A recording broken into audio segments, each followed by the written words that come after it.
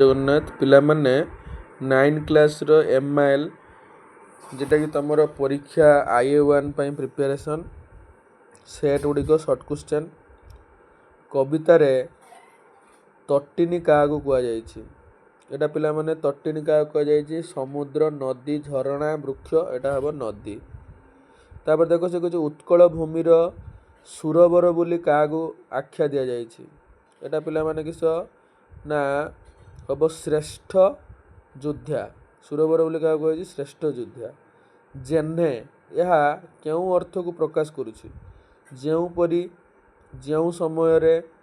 जेतेबेले ना जो स्थान रे एटा पिला माने हम जोपरी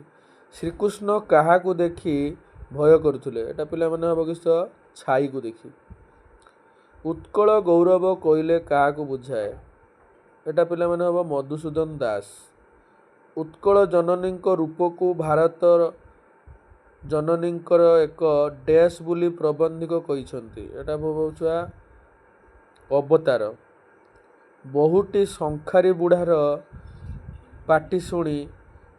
क्यों जाए आसी थाए एटा पिला किस ना दुआर जाए गुड़ दुईटा डैश पिंधि खंडे धड़ा थान लुगा गुड़ दुईटा डैश पिंधि खंडे धड़ा थान लुगा एटा हूँ लंगड़ा कौनसी शब्दर पूर्वरु बा परे आउ एक प्रत्यय बा शब्द जोग कले बा जोग करी जो नूतन शब्द गढ़ा जाए ताकू कौन कहती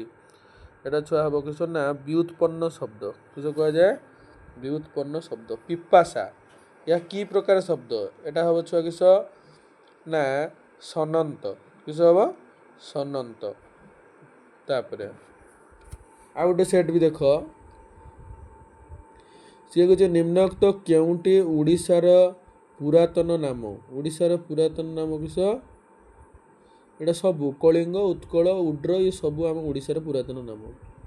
घन घन वनभूमि रेखांकित शब्दर अर्थ कौन निघंच पक्व रंभा एठारे रंभा क्यों अर्थ व्यवहार करा जायछि एटा रंभा पिला माने कदली अर्थ व्यवहार करा जायछि पक्व रंभा एठारे रंभा क्यों अर्थ व्यवहार कराई कदली अर्थ कहा मुख अनाई बंची भी कवितार क्यों भाव प्रकाशित क्यों भाव प्रकाशित हो बात्सल्य ममता तापर डाहाळ कुकुर जातीय गुण कौन साहसिकता सबु स्थान रे सबु अवस्था किए जातीय गुण धारण करिछि जल शंखारी बुढ़ार बयस केते होइथिला बोली लेखक कहिसंती 60 वर्ष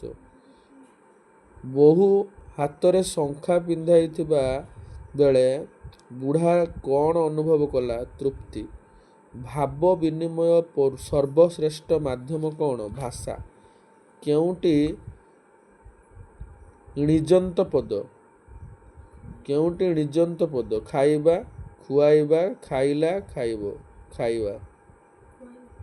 एटा हम पे खुआइबा सठिक आंसर हो बी हूँ खुआइबा।